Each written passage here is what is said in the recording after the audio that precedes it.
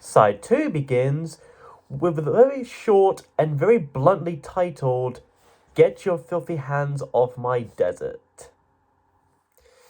And boy, is this an opener to the second side.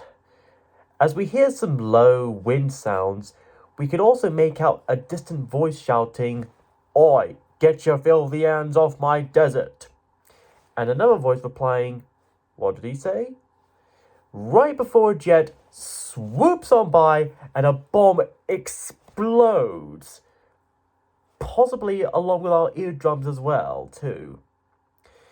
If you're even thinking of cranking the volume up to maximum just to hear what he's saying exactly, you better have fast enough fingers to turn it down just as quickly, because you would be in for an immediate surprise. Soon after that, we hear some short, plucky strings along with a bluesy acoustic guitar as Roger sings about certain political leaders and figures taking certain countries, cities, and items, like Leonid Brezhnev, the General Secretary of the Soviet Union Communist Party, taking Afghanistan, Menachem Begin, then Prime Minister of Israel, taking Beirut, and Leopoldo Galtieri, the former president of Argentina, taking the Union Jack. Meanwhile, one day over lunch, Maggie Thatcher took a cruiser, whether it be a naval warship or a cruise missile, with all hands in order to make Leopoldo give it back. This is, of course, Roger himself taking more of the mickey out of the Falkland War and the higher-up people who were directly or indirectly responsible for such, a theme of which that would be carried over to the very next song. And that very next song being the Fletcher Memorial Home. Named after his actual own father, fittingly enough, Eric Fletcher Walters. And as you may imagine, Roger sings about an imaginary and hypothetical place in which you can take all the overgrown infants, incurable tyrants and kings, and colonial wasters of life and limb, and put them all away in, like elderly seniors and pensioners in a retirement home, or even patients in an asylum, institution, psychiatric hospital, or funny farm. Here, they can appear to themselves every day on CCTV or closed-circuit television, just to make sure they're still real, for it's the only connection they feel. And through spoken word, he lists them off like a presenter with a roll call. Then US President Ronald Reagan, Secretary of State Alexander Haig, Israeli Prime Minister Menachem Begin, then UK Prime Minister Margaret Thatcher, Democratic Unionist Party leader Ian Paisley, Soviet General Secretary Leonid Brezhnev, the ghost of US Republican Senator Joseph McCarthy, the memories of former US President Richard Nixon, and all it under some adding color and a group of anonymous Latin Americans packing a bit of meat and glitterati. To Roger himself, these people, these world leaders, are the true lunatics on the grass. They send off countless soldiers to fight and die in pointless conflicts that may not seem to even solve anything. And they seem to care more about their appearances on TV and their relevancy than they may do about the actual people and nations that they rule over. If they don't bother to offer any legit care or respect for us, why would we expect to treat them with any either? Kind of like a few certain YouTubers and internet celebrities, the more I think about it. Then on top of the near cinematic orchestral score of Michael Kamen, we also get not only Nick Mason's drums once more, but also fantastic and underrated guitar solo from David Gilmour. One that may remind some of Mother or Comfortably Numb in a good way. Of course. Much like Gunner's Dream, the song too is used in the Final Cut video EP, which you could count as a music video, I guess, where it serves as the fourth and last part of that video. In it, The school teacher slash war veteran, played by Alex McAvoy, drives to, or at least imagines himself driving to, the titular memorial home, which is actually the 40 Hall Manor in Enfield, where he sees various world leaders of history, including some of the ones mentioned in the song itself, and he shoots them down. I guess it didn't eat their meat, although Napoleon was cooking snails, so would that count? Another thing to note is that in certain parts of the song, mainly when Roger sings, they can polish their medals and sharpen their spells, and is everyone in? Are you having a nice time? We hear that recurring leitmotif from Hero's Journey and Paranoid Eyes again, which you may also recognize from certain tracks in The Wall, such as Hey You, Vera, and Bring the Boys Back Home. To me, this not only shows clearly that the album does comprise of revamped outtakes from that previous album, but it indeed does act as a spiritual follow-up to The Wall, focusing mostly on the teacher character. Mostly, I'll get into that very soon. After that, we then hear the sounds of seagulls as we enter the next song, Southampton Dock. Another short acoustic piece where Roger Waters does most of the instrumentation by himself without either David nor Nick. In a rather low and sort of half-singing, half-speaking manner, Roger goes on about the disembarking of many men in 1945, British soldiers departing off the docks of Southampton to fight the Axis powers in World War II, agreeing with hands on heart to sheath the sacrificial knives. Then years, if not decades later, we have this woman standing in the very same dock with a handkerchief and summer frock in the middle of the rain as she waves the boys goodbye again, implying that these new soldiers are now going off to the Falkland War. Nothing has really changed, have they? There's even a callback to the song Time from The Dark Side of the Moon, when Roger sings, "In quiet desperation, knuckles white upon the slippery reins." Compare this to the line from Time, "Hanging on quiet desperation is the English way." Perhaps this woman is or was a widow whose husband died in World War II, kind of like Pink's own mother, and is now seeing her own son going off to this new war after so many years of what was supposed to be a time of peace and prosperity.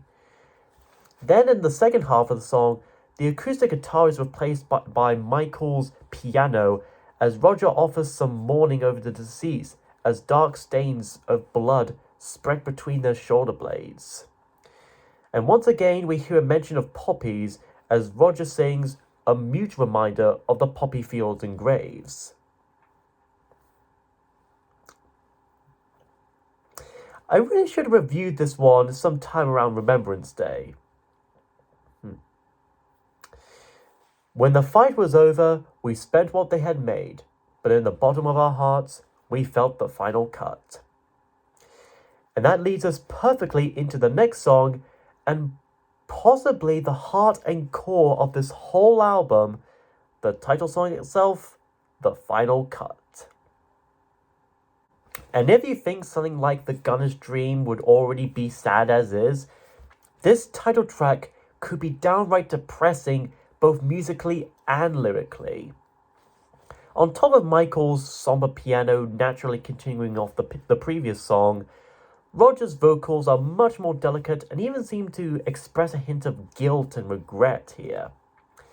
Through the fish-eyed lens of tear-stained eyes, he can barely define the shape of this moment in time. Though I speculate it could be a rhombus. Far from flying high in the clear blue skies, he's spiraling down to the hole in the ground where he hides. I guess we've got it incorrect the whole time. It's not that the lunatic is in the hole, it's that the lunatic is in the hole. Not hall, hole. Big difference.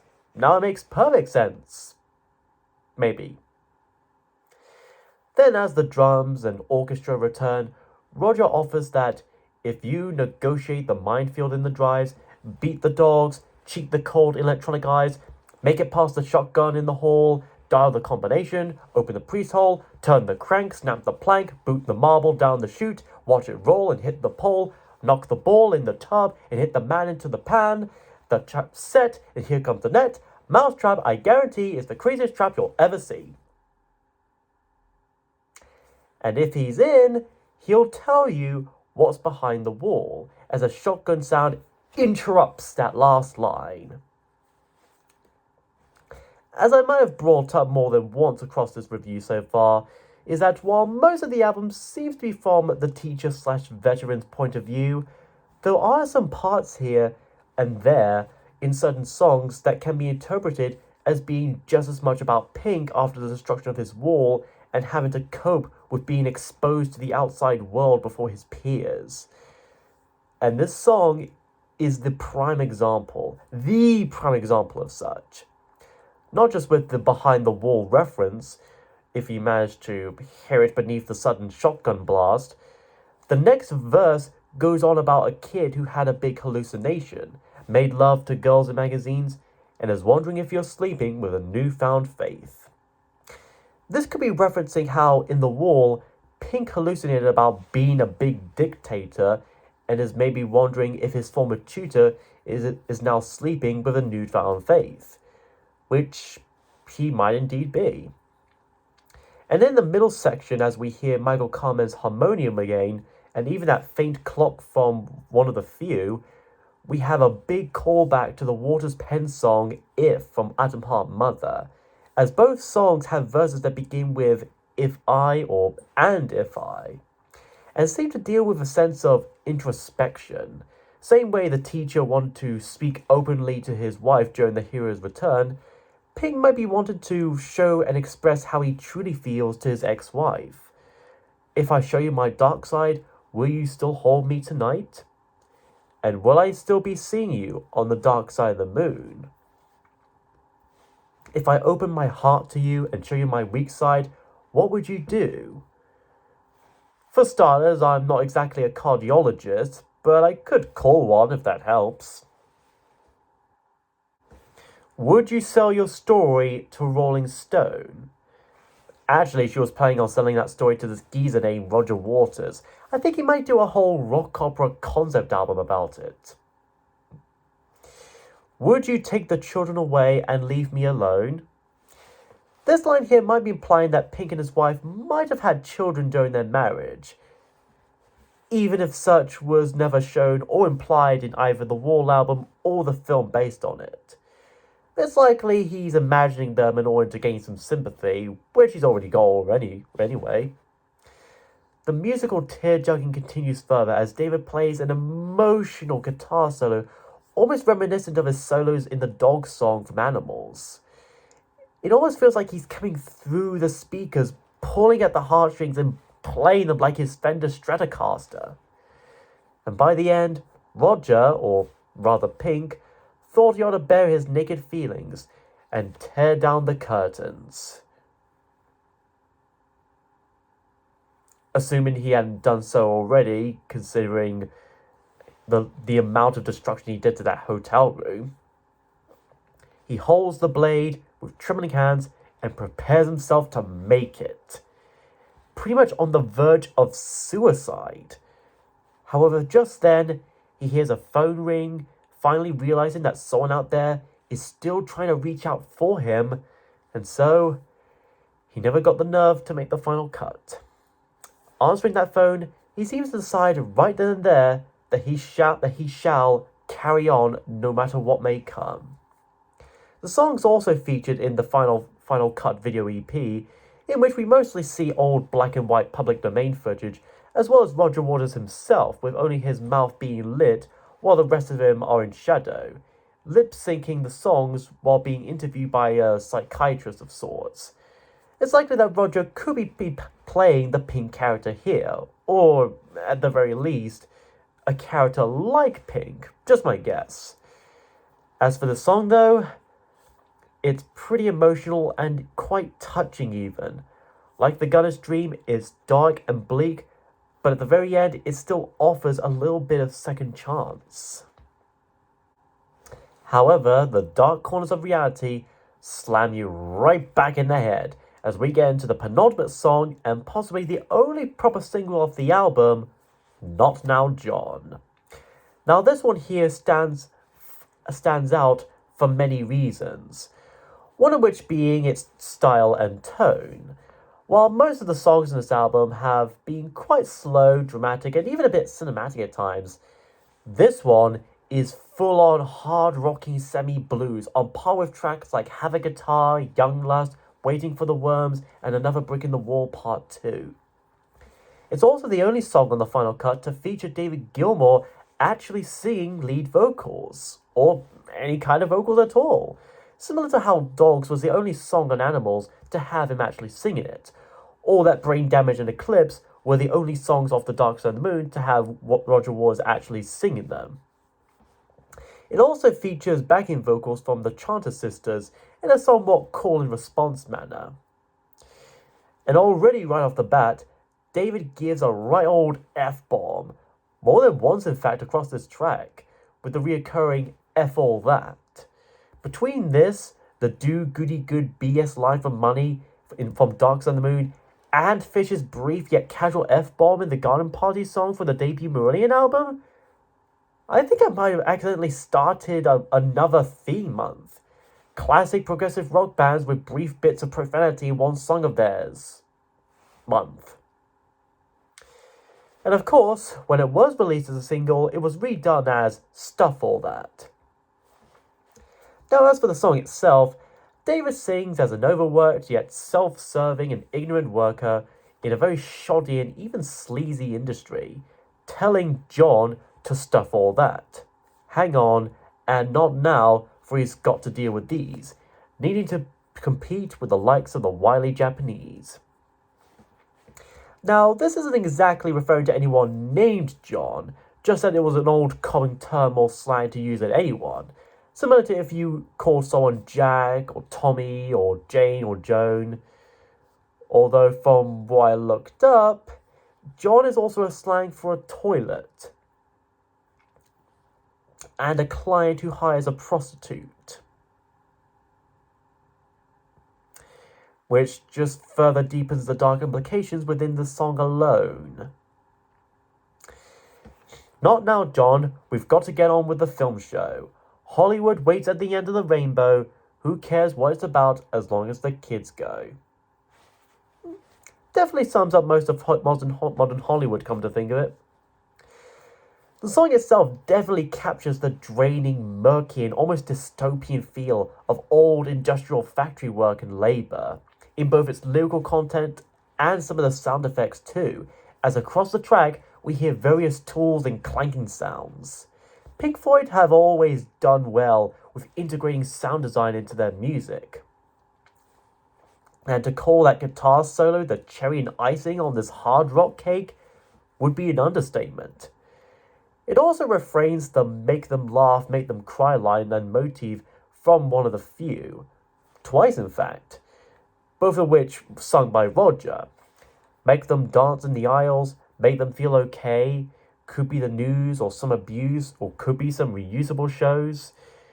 And at one point during this bit, we could hear a rather distinct and distant scream that may sound a little bit familiar.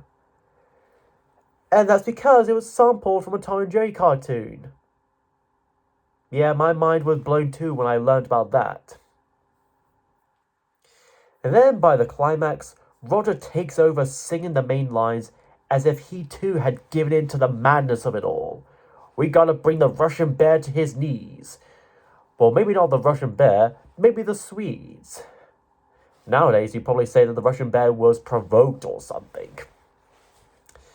And after yet another mention of Maggie, Roger soon devolves into distant ranting in a few languages as the music itself gets a little grungier and kind of goes out in a bang. Again, very much like Waiting for the Worms and Another Brick in the Wall Part 2. The song itself was too used in the video EP, in which it pretty much fits the music and lyrics. The veteran/war vet, along with a boy finding themselves lost in this dungy and sleazy industrial factory. once again shedding light on some of the dark corners of modern society that has been so used to war at this point. And so our album ends with Two Suns in the Sunset. Here's when and where the next chapter and continuation of the overall Wall story may seem to reach its inevitable and possibly logical conclusion. Once again, Roger plays acoustic guitar for a good chunk of this finale of a song, while the drums here are played not by Nick Mason again, since he couldn't tackle the rather complex changing of time signatures here, so this time they're done and tackled by Andy Newmark of Sly and the Family Stone, who had also worked in several albums by the likes of George Harrison, George Benson, Carly Simon, and Ronnie Wood, just to name a few people.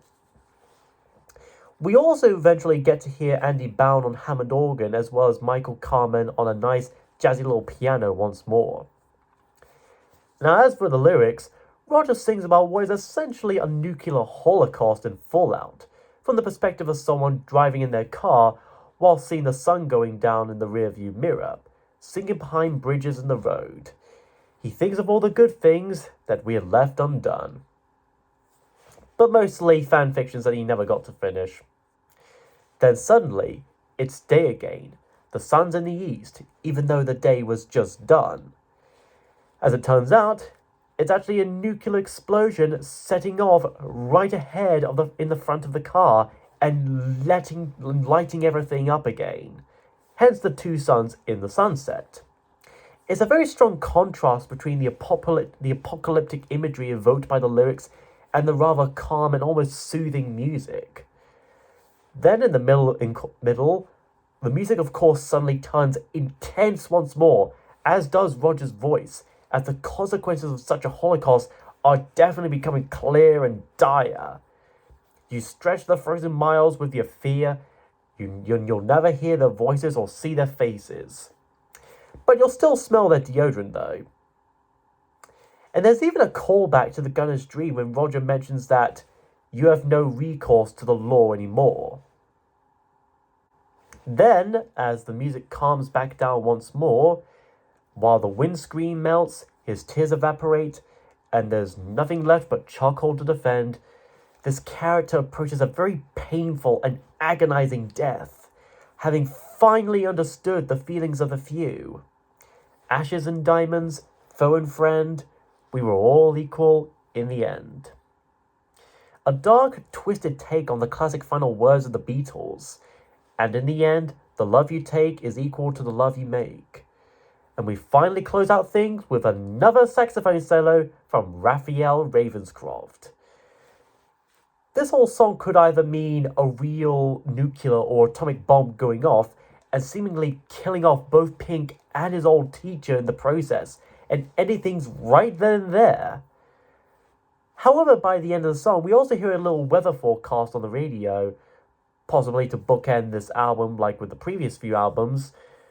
So this could just likely be a really bad dream or even yet another hallucination of Pink's. How he would think it would happen and feel before he would eventually find his feet again with Momentary Lapse and Division Bell. But anyways, that was Pink Floyd's The Final Cut. And it's okay. Whether it was the next logical step for the band to go after such a high art like The Wall is up for debate and personal opinion, and if we were to actually set aside many of the background feuds and infights that may have occurred before, during, and even after this album, and possibly still going on recently, this still is a fairly competent record that's confident in its themes and overall message. Plus, despite being about half the scale of its predecessor, the Final Cut manages to capture just as much theatrical flavor as The Wall, and offers more sympathy for both the two characters of Pink and the teacher, these two lost souls swimming in a fishbowl year after year. The music in many of the songs like Gunner's Dream, Final Cut, Fletcher Memorial Home are just soothing, if not openly tragic and serene, and even a few spots like Your Possible Past and Not Now John offer a bit of classic Floydian bluesy kind of hard rock, prog rock kind of style as well that we've become accustomed of. Overall, if you're into albums with something of political messages like Is This the Life We Really Want, I do recommend this album. If you're looking for just a nice, chill out, groovy track or something that's nice, happy and upbeat, it might not be for you, but if you're open to different kinds of music, I still recommend it. But of course, those are my thoughts. How about yours? You think this is a good enough send-off for Roger Waters as a full-on Pink Floyd member? Do you think this album deserves its stage as being underrated? Do you think it deserves as much praise as The Wall and Dark Side and Animals? Or do you think it's a little bit too depressing for your taste? Feel free to lay down your thoughts in the comments below. And speaking of members leaving prog rock bands, next time we return to Genesis with a particular album of theirs, A Time When There Was Three.